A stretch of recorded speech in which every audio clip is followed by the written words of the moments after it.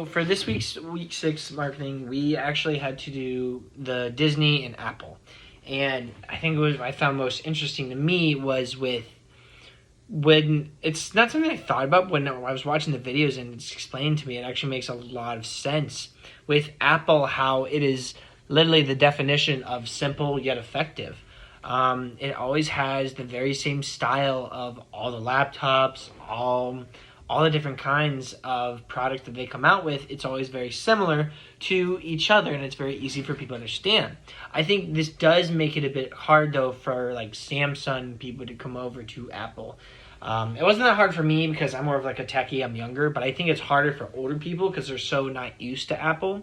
My mom's a perfect example of this because she still has Samsung and refuses to switch to Apple just because it's so unfamiliar to her, which I think it can be good and bad because it's effective because it's very distinct, but it also isn't effective because it's change, and some people don't like change, like older people. Disney, it was a really good point. I never actually ever even noticed that Disney uses such similar things.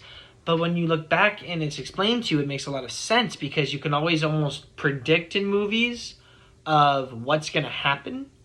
And even though you're able to predict it, it's good every single time because it's able to do its own twist, make it its own. I guess that's why we always predict that that Disney movies always are going to be a forever, happily ever after kind of deal because you know what's going to happen at the end, yet getting to that is always completely different for every single movie, and that's what's made Disney so successful.